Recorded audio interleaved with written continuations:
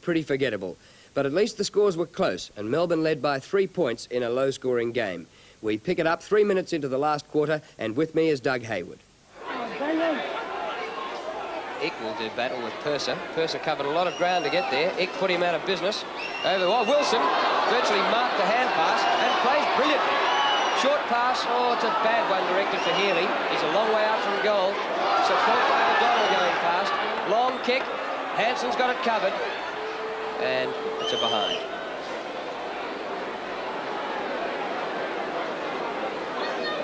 Sewell's the man to kick out as Chris Hansen throws it to him. Sewell kicks out wide, looking for Kellett. Flower competes with him. Kellett's too strong. Kellett a long hand passes danger to Brian Cordy, but it's well executed. Out to Foster. Brilliant football, Footscray. They're now over the centre of the ground as Foster will boot them into attack with a good-looking left footer. Giles in front never looked like it.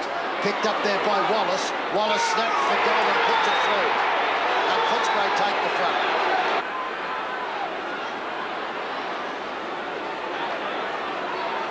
Melbourne have had a lot of games this year where they've dominated for 3 quarters and have faded. Lund. Duperouzal well placed. Good spoil by Zantuck. Duperouzal follows up. Well played, Duper. Hurried left footer. Chance for Royal. Nobody on him. Nobody in front. He goes for goal and kicks horribly out of bounds on the foot. He's certainly had a bad day as far as kicking the ball is concerned, as Brian Royal. Stephen Smith kicks out wide. McLean's the leaper. Oh, good football once again, this time by Hawkins. Shoots for goal and did it superbly. Playing his 100th game. Footscray have kicked the last 2 goals. Purser out of the middle. Royal.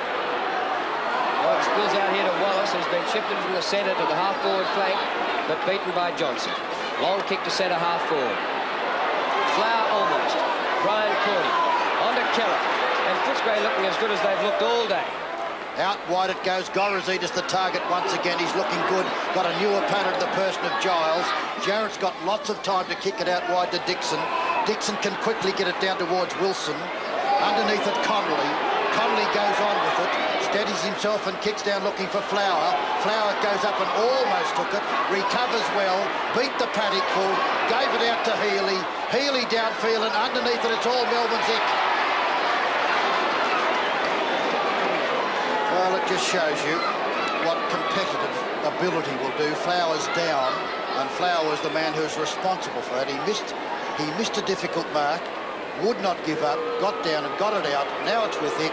Kicks for goal and puts it through.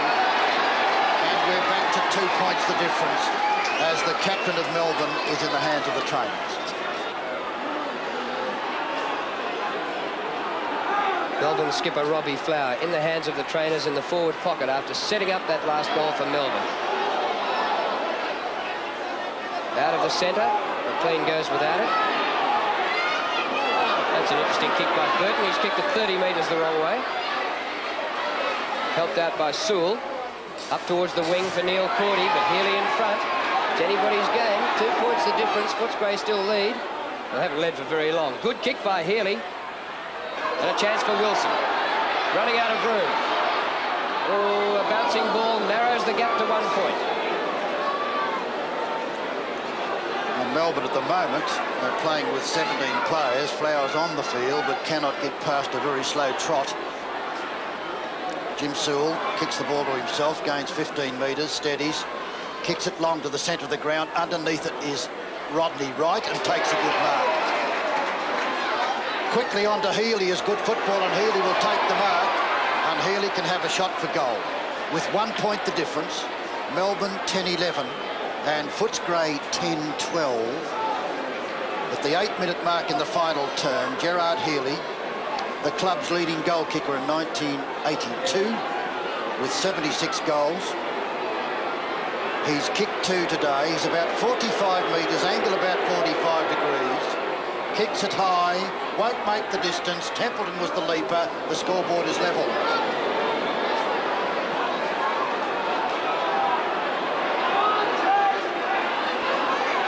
Well, the closeness of the scores is making it exciting. It's been a pretty poor spectacle in shocking conditions for most of the day. Here it comes to Lund. Breaks from half-back. Oh, dreadful kick. Here's a chance for O'Donnell. He's a fresh man in the last quarter. Goes long for goal and has kicked it. Melbourne back in front. Melbourne leading by 6 points. 10-minute mark in the final term. McLean and Purser again. McLean boots it down to centre half forward. Here comes Healy again. Handles it badly. Caught was caught. Picked up by Hawkins. Past the umpire out to Cordy. On it comes to Burton alone once again. Burton then boots Footscray into attack. Smith and forward. He takes a beauty again. One of the best exhibitions of marking that one could see at full forward from a youngster. Alistair Ford takes his fourth, and 3 of them have been absolutely spectacular. He kicked 3 goals in the second term. And here he is with the chance to level the scores. Ford is only about 20 metres out. Well, it's bad luck. Out of bounds on the full, and if ever a mark deserved a goal, that was a point. He deserved the goal, but it wasn't to be. Here's Stephen Smith. 5 points the difference. Melbourne in front. Good mark at the front by Purser.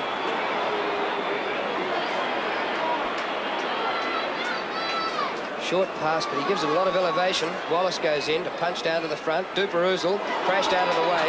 Picked up by Wright. Long kick to the centre of the ground. Well done by Healy. Wide open for Melbourne. Ellingworth. He can go all the way. He's shepherded by Ick. Told to go on. Roger Ellingworth for goal.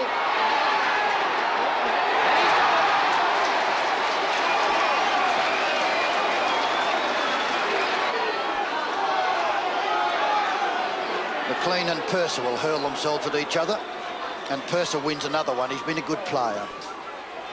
Hawkins kicks it downfield, doesn't cover far. Well played, Dixon.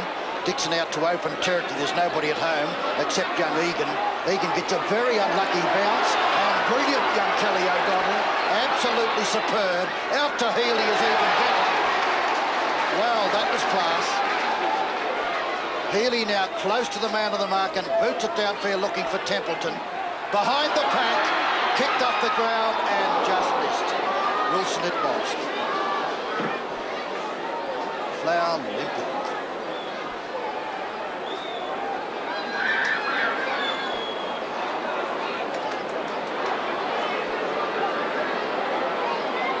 Two goals the difference now, and when Footscray hit the front, it looked as though they might have had the chance to run away from Melbourne, and Melbourne have come right back with some thrilling stuff. Too long for Hansen. Marked by Johnson. Nobody going towards him. Johnson, a great kick for goal. What a magnificent goal by Johnson.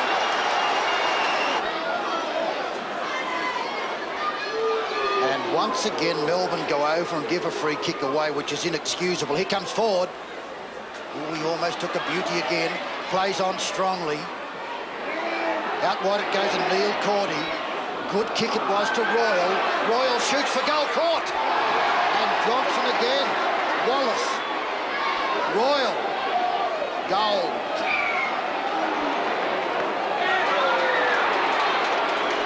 Well, Alan Johnson almost saved that one. It was a magnificent tackle, but his teammates weren't there to assist him. Healy now kicks from centre wing, doesn't cover a lot of distance. Ooh, almost taken by Templeton, a gallant effort. Hawkins been a splendid competitor, and it's intercepted by Lund, and the speedster's off downfield. A hand pass is dangerous. The opportunity is there for Wright. Wright across to O'Donnell. O'Donnell steadies and kicks it poorly. Straight to Purser. Purser's caught. Boots it straight down towards McLean, who misses it, but behind the packet picked up by the Demons again. Centre half forward, and it's playing after Wilson, who was very disciplined then because he got a solid one across the face from Wheeler. Fine pass, and Tony Alshaw has taken the mark about 35 metres to 40 metres from goal.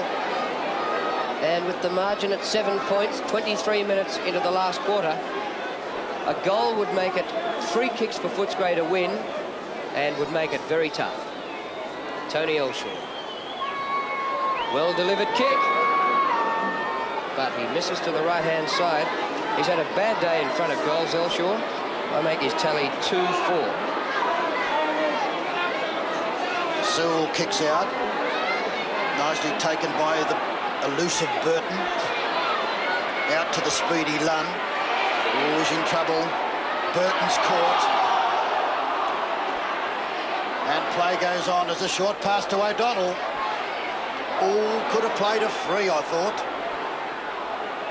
No, umpire lets it go on. Hand pass comes across, and in the half-back line, the chance is now for Lunn again. Footscray fiddling. The short pass is good to Hansen. Hansen steadies and sends a long one downfield. Foster and Dixon go, neither look like it. Making best pace there is Wright. Wright's quite happy to see it go out of bounds. Melbourne leading by 8 points at the 24-minute mark of the last quarter. 13-15 to 12-13. Footscray have kicked 4 goals in this quarter. Melbourne have kicked 4 goals. Clears Purser, but he gets it back again, shrugs off a tackle onto Jeff Jennings, who didn't have it. He was tackled by Zantuck. Umpire says play on. The tap out. Jarrett caught. Spills to Wright, who is caught. Jarrett again towards the boundary line, and there'll be a boundary throw-in. Yes. For a dreadful, suspenseful moment for Melbourne supporters. They thought he might be penalised for handballing out on purpose. McLean nicely done, but doesn't find a rover. Jennings caught. Connolly nicely done. Boots it into open territory, the centre of the ground. And speeding after it is Roger Ellingworth. A lovely, lovely bounce. Goes for the run. He's caught. Hits it down in front of himself, and well played. Lunn, he's caught for the great tackle. Oh, unlucky Healy. The umpire said the tackle was... No, it's played to Healy. I thought the umpire was indicating high. He did. He did. Yeah, I thought he did too. And Healy, I thought, had tackled well. It was a split decision, but it goes to Gerard Healy, and Healy's within kicking range. He's kicked 2. It'll be a very, very good kick from 45 to 50 metres out with a pretty heavy ball. That didn't do much for you, Gerard, really. He might have gained about 3 metres, I guess. He shortened the angle a bit across to Ellingworth. Well, Ellingworth, from what would be almost the true centre half-forward position, kicks for a very vital goal for Melbourne. Kicks it high, off direction. Templeton was in front. Down it comes to Melbourne's Healy. Well played. Caught. Flower. Goal. Well, you're pathetic, Drew. Well, for the second time in a row, Melbourne saw a game out and outscored Footscray in the last quarter to win it by 14 points in a pretty low-scoring game. For Melbourne, Healy, Templeton and Elshaw each kicked 2 goals, and for Footscray, Ford kicked 4, Gorozides 3, and Jeff Jennings, playing his first game for a year, kicked 2 goals. Well, Melbourne's captain, Robert Flower, wasn't dominant yesterday like he was last week when he played the perfect game against Richmond. Footscray found a way to stop him, and that was with the close checking of Brian Cordy. The former Melbourne player, Doug Haywood, it was a labour of love to talk to Robbie after the game. Well, Rob, you'd be pretty proud of that one today. Yes, particularly proud of the way we fought back in the last quarter again. We did it last week against Richmond and again this week against Footscray. We went 8 points down and the boys fought back, and that's a pleasing factor, especially 5 weeks running. We leading most teams at half-time, then falling away in the last half to lose by 5 or 6 goals. So I'm proud of all the players. What causes the change? Any particular players? I thought Gerard Healy was one who showed a lot more. Yes, Gerard's last quarter was fantastic. He really put in, he created opportunities and he kicked goals, and that's what we really expect from Gerard. But Chrissy Connolly in the centre all day puts in hard. Brian Wilson, I thought, put in a good effort on the half-forward flank. And big Glenn McLean, of course, in his ruck duels, he never gives in. Stephen Smith on the full-back line, although Ford kicked a few goals there, I thought Stephen was steady in the last moments of the game, and that's what we're looking forward from our experienced players. Rob, everybody, the media seems to spend half their time talking about the best place that Robbie Flower should play, and I know that you play where the team should have you. But today, I thought Barassa's theory was almost proved that O'Donnell's too good to be out of the side, and yet when right. yourself and Alan Johnson play on the wings, there's no spot for him. Is that correct, do you think? Yes, well, I think it's a shame that Kelly had to sit on the bench for 3 quarters. And today, I think the theory that you should be versatile is a correct one. In the last quarter, when we were flagging a bit and my form on the wing was just mediocre, we weren't getting a lot of drive from myself on the wing, then they shifted me to a half-forward flank and created a roving commission on the forward line, and O'Donnell came on and was fantastic, gave us drive from the wing, and probably you know, was one of the major factors in getting into the game in the last quarter. What is your favourite position? Oh, without a doubt, I like the wing. I've played there for 10 years, and when you know a position like that, I think it becomes your favourite. But I certainly don't mind getting a game anywhere in the Melbourne side. Rob, you were very badly, or not badly hurt, but you had a nasty injury in the last term. Any idea whether it's going to affect you next week? Well, it's just a knee in the middle of the back which affected my breathing. I couldn't breathe and it created a bit of pain there. So I don't think it's broken any ribs, but it could have bruised a few cartilage joints. So I'll just wait and see. Any chance of final 5? Well, you never know. We've got to keep on winning, and that's the main thing now. And we're not giving up any hope. I remember back in 76. When we were fighting for the final 5, we came home with a rattling run and almost made it, and we're hoping for the same this year. How does this side compare to all those others you've played? I think this side's got as much talent as any of them. We just need the desire and the attitude to get us there now. When will Peter Moore be ready? Well, I'd assume that Peter will be, well, he's back on the training track now. When he's completely overcome all the fear of going for the ball without getting his jaw knocked, I'd say he'd be back on the side, and that most probably be next week.